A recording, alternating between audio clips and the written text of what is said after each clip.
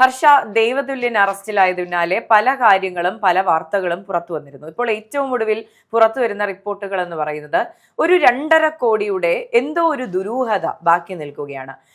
കണ്ഠരര് രാജീവര് 2.5 കോടി രൂപ ഒരു സ്വകാര്യ ബാങ്കിൽ നിക്ഷേപിക്കുന്നു. പക്ഷേ ഈ സ്വകാര്യ ബാങ്ക് പൊട്ടിപ്പൊളിഞ്ഞെങ്കിലും ഈ 2.5 കോടി നഷ്ടപ്പെട്ടതിന്റെ പരാതി ഒന്നും കൊടുക്കുന്നില്ല.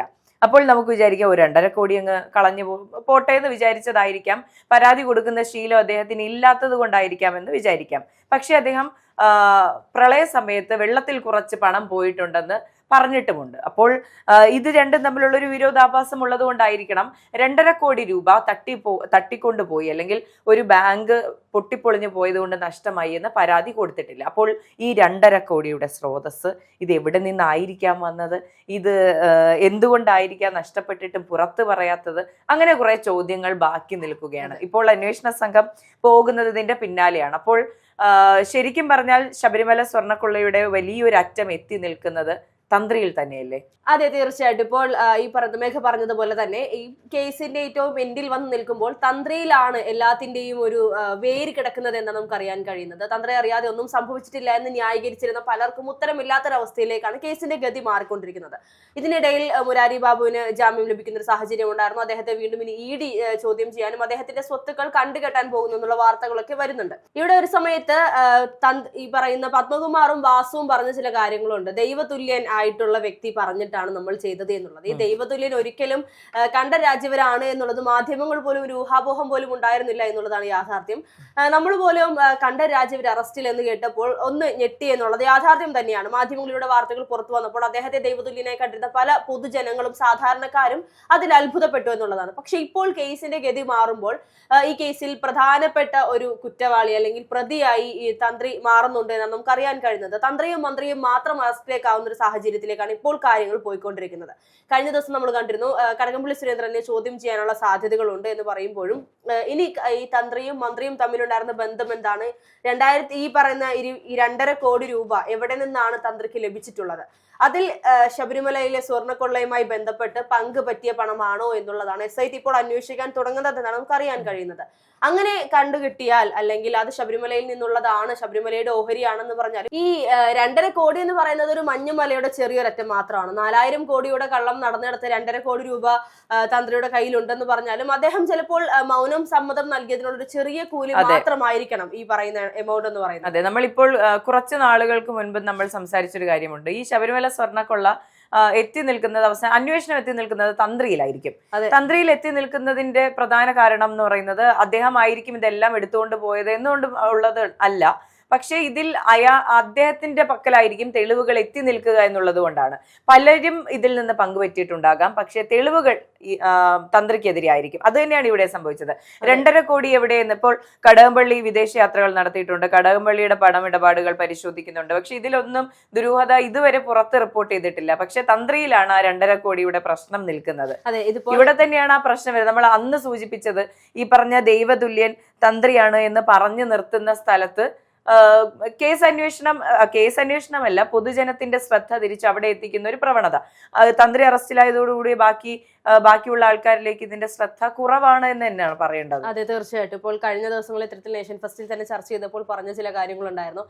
ഇത് യഥാർത്ഥത്തിൽ അന്വേഷിക്കുന്നത് SITയോ അല്ലെങ്കിൽ EDയോ ഒന്നുമല്ല, കേരള പോലീസോ ഹൈക്കോടതിയോ ഒന്നുമല്ല. അതിനപ്പുറത്തേക്ക് അയ്യപ്പൻ തന്നെയാണ് ഈ ഒരു കേസിന്റെ ഗതി മുന്നോട്ട് കൊണ്ടുപോകുന്നത് എന്ന് പറഞ്ഞിരുന്നു. പക്ഷേ ഇത് ഒരർത്ഥത്തിൽ ശരിയായിട്ടാണ് നമുക്ക് മനസ്സിലാക്കാൻ സാധിക്കുന്നത്.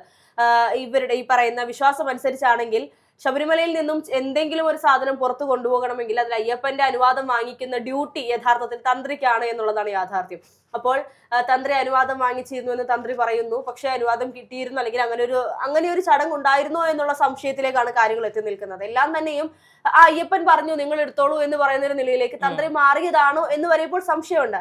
ശബരിമലയിൽ നിന്ന് എന്ത് പോയിട്ടുണ്ടെങ്കിലും അതിൽ തന്ത്രിക്ക് ഇതിൽ പങ്കൊന്നും ഉണ്ടാകില്ല. തന്ത്രി ഇതൊന്നും അന്വേഷിക്കേണ്ട ആവശ്യമില്ല, ഇതൊന്നും അന്വേഷിക്കേണ്ട ആളല്ലല്ലോ എന്ന് ചോദിച്ചിരുന്ന രാഹുൽ ഈശ്വറിനെ പോലെയുള്ള പലർക്കും ഇപ്പോൾ ഉത്തരമില്ല എന്നുള്ളതാണ് യാഥാർത്ഥ്യം. ഇതിന് പിന്നാലെ ഇനി ശരിക്കും രാഹുൽ ഈശ്വർ തന്ത്രി അറസ്റ്റിലായതോടുകൂടി ഉത്തരം മുട്ടിയ ഒരു കാര്യത്തിലേക്ക് പോയിരുന്നു. പിന്നെ പല വിഷയങ്ങളിലും ഇടപെടാനുള്ളത് കൊണ്ടാണ് അദ്ദേഹം പല വഴിക്ക് പോയത്. അല്ലെങ്കിൽ ഇതിന്റെ പുറകെ നിന്നേനെ.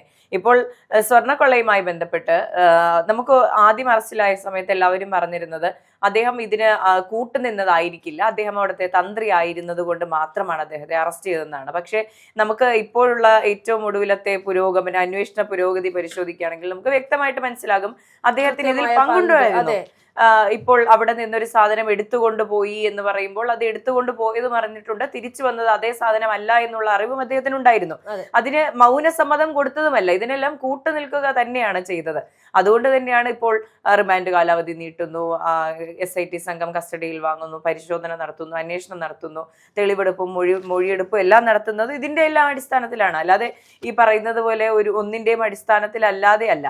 അതെ, തീർച്ചയായിട്ടും. എന്തായാലും ഉണ്ണികൃഷ്ണൻ പോറ്റി തന്നെ കൊടുത്ത ഒരു പരാതിക്ക് മേൽ ഉണ്ണികൃഷ്ണൻ പോറ്റി തന്നെ കുടുങ്ങുന്നു. അതിന് പിന്നാലെ നമ്മൾ പോലും പലപ്പോഴുമായി പ്രവചിച്ചിരുന്നത് പോലെ പല വമ്പൻ സ്രാവുകളും ഇതിൽ കുടുങ്ങുമെന്ന് പറയുന്നു. അതിൽ ഓരോരുത്തരെയായി പിടിച്ചുകൊണ്ടിരിക്കുന്നു. താഴെയുള്ള ചെറിയ ചെറിയ മീനുകളൊക്കെ ഇപ്പോൾ പുറത്തിറങ്ങുന്ന സാഹചര്യം. പക്ഷെ ഇവിടെ കൃത്യമായി SIT ഈ പറയുന്ന പ്രതികളെ അറസ്റ്റ് ചെയ്യുന്നുണ്ടെങ്കിൽ പോലും കുറ്റപത്രം സമർപ്പിക്കാത്തതിന്റെ പേരിൽ മുരാരി ബാബു പുറത്തിറങ്ങുന്നു. ഇനി അതിന് കുറച്ച് നാളുകൾക്ക് ശേഷം ഉണ്ണികൃഷ്ണൻ പോറ്റി, ഒന്നാം പ്രതി ഉണ്ണികൃഷ്ണൻ പോറ്റി പോലും പുറത്തിറങ്ങും എന്നുള്ളതാണ് യാഥാർത്ഥ്യം. അവർക്കൊക്കെ ഈ പറയുന്ന സ്വാഭാവികമായ ജാമ്യം ലഭിച്ച് പുറത്തിറങ്ങുമ്പോൾ കൃത്യമായി കുറ്റപത്രം സമർപ്പിക്കാത്തത് SITയുടെ ഒരു കുറവ് തന്നെയാണ്. അല്ലെങ്കിൽ മനഃപൂർവ്വം ഈ പറയുന്നത് പോലെ ഇനിയും കുറ്റപത്രം സമർപ്പിച്ചതിന് പിന്നാലെ കൂടുതൽ ആർജവത്തോടു കൂടി അല്ലെങ്കിൽ ഊർജവമായി അന്വേഷണം മുന്നോട്ട് പോവുകയാണെങ്കിൽ തീർച്ചയായിട്ടും പുറത്ത് പറയാൻ പറ്റാത്ത പലരുടെയും പേരുകൾ പുറത്തു വരുമെന്നും ജനങ്ങൾ പോലും ഞെട്ടുന്ന നിലയിലേക്ക് കാര്യങ്ങൾ പോകുമെന്നുള്ളത് SITക്ക് അറിയാമെന്നുള്ളതാണ്. ഇന്നലെ തന്നെ നമ്മുടെ പ്രതിപക്ഷ നേതാവ് VD സതീശൻ ഉന്നയിച്ച കാര്യങ്ങൾ ശരിക്കും ഉള്ളതാണ്. കാരണം 90 ദിവസം കഴിഞ്ഞ് കുറ്റപത്രം സമർപ്പിച്ചിട്ടില്ല എന്ന് പറഞ്ഞ്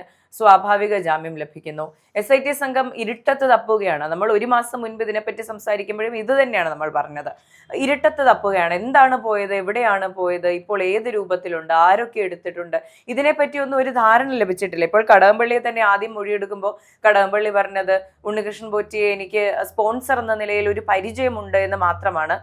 അദ്ദേഹം വ്യക്തമായി കള്ളം പറഞ്ഞ് പുറത്തു വന്നു. അതിനുശേഷം ആണ് മനസ്സിലാകുന്നത് ഉണ്ണികൃഷ്ണൻ പോറ്റിയുടെ വീട്ടിൽ ഭക്ഷണം കഴിക്കാൻ പോയ ബന്ധമുണ്ട്, സ്വകാര്യ കൂടിക്കാഴ്ചകൾ നടത്തിയിട്ടുണ്ട്, കേരളത്തിന് പുറത്തു വെച്ച് കൂടിക്കാഴ്ചകൾ നടത്തിയിട്ടുണ്ട്. ഇതുപോലുള്ള കാര്യങ്ങളെല്ലാം അതിനുശേഷമാണ് അറിഞ്ഞത്. അപ്പോൾ എന്തുകൊണ്ട് ഇപ്പോൾ അന്ന് കൊടുത്ത മൊഴി കള്ളമായിരുന്നു എന്നറിഞ്ഞിട്ടും എന്തുകൊണ്ട് ആ മൊഴിയെടുപ്പ് വീണ്ടും വൈകുന്നു എന്നുള്ള ചോദ്യം ഇപ്പോൾ അവർക്ക് അതിന്റെ അന്വേഷണ സംഘത്തിൻ്റെതായ രഹസ്യാത്മക സ്വഭാവം ഉണ്ടായിരിക്കാം. പക്ഷെ പൊതുജനത്തിന് ഇതെല്ലാം അറിയേണ്ട ഒരു അവകാശമുണ്ട്. ഇപ്പോൾ നമ്മളടക്കമുള്ള മാധ്യമ പ്രവർത്തകർ ഉന്നയിക്കുന്ന ചോദ്യങ്ങൾക്ക് ഉത്തരം തരേണ്ട ഒരു ബാധ്യസ്ഥത അവർക്കുണ്ട്. അതെ, ഇപ്പോൾ ഈ പറയുന്നത് പോലെ കടകംപള്ളി സുരേന്ദ്രനെ ഇതിനു മുൻപ് ചോദ്യം ചെയ്തപ്പോൾ രഹസ്യമായി ആരും അറിയാതെ ചെയ്തതുപോലെ തന്നെ വീണ്ടും ഇനിയൊരു രഹസ്യ മൊഴിയെടുപ്പ് ഇതിനിടയിൽ നടന്നിട്ടുണ്ടോ എന്നുള്ളത് ചിലപ്പോൾ അടുത്ത ദിവസങ്ങളെ നമുക്ക് അറിയാൻ സാധിക്കുള്ളൂ. അങ്ങനെയായിരുന്നു കഴിഞ്ഞ തവണയും. 2 ദിവസങ്ങൾക്ക് ശേഷമാണ് പുറത്തറിഞ്ഞത് കടകംപള്ളി ചോദ്യം ചെയ്തിരുന്നു, ഇന്ന വിവരങ്ങൾ ലഭിച്ചിട്ടുണ്ട് എന്നുള്ളത്. എന്നിട്ട് പോലും അദ്ദേഹത്തെ സംരക്ഷിക്കുന്ന രീതിയിലായിരുന്നു SIT പുറത്തുവിട്ട റിപ്പോർട്ടുകളിൽ നമുക്ക് മനസ്സിലാക്കാൻ സാധിച്ചിട്ടുള്ളത്. ഇനി അദ്ദേഹത്തെ വീണ്ടും ചോദ്യം ചെയ്യലുണ്ടാവുകയാണെങ്കിൽ അതും രഹസ്യ സ്വഭാവമാണെങ്കിൽ തീർച്ചയായിട്ടും ഈ പറയുന്നത് പോലെ SITയുടെ ഭാഗത്ത് നിന്ന് ഒരു മറ എപ്പോഴും സംരക്ഷണം എപ്പോഴും ഒരുക്കുന്നുണ്ട് എന്നുള്ളത് നമുക്ക് മനസ്സിലാകും. അല്ലെങ്കിൽ അതാണ് യാഥാർത്ഥ്യമെന്ന് പൊതുജനങ്ങൾക്ക് മനസ്സിലാകുമെന്നുള്ളതാണ്. എന്തായാലും തന്ത്രിയിൽ അറസ്റ്റ് ചെയ്ത് തന്ത്രിയിൽ നിൽക്കുമ്പോൾ അത് പൂർണ്ണമായും കോൺഗ്രസിലേക്ക് എത്തിക്കാമെന്നുള്ള നീക്കത്തോടു കൂടി ഇനിയും അന്വേഷണം മുന്നോട്ട് പോയാൽ അത് CPM-ലേക്ക് വീണ്ടും വിരൽ ചൂണ്ടുമെന്നുള്ള ഭയമാണോ SITക്ക് ഉള്ളത് എന്നുള്ളത് നമുക്കറിയാം. ഇനി വരുന്ന സമയങ്ങളിൽ വരുന്ന റിപ്പോർട്ടുകൾ പ്രകാരം മാത്രമാണ് അറിയാൻ സാധിക്കുകയുള്ളൂ.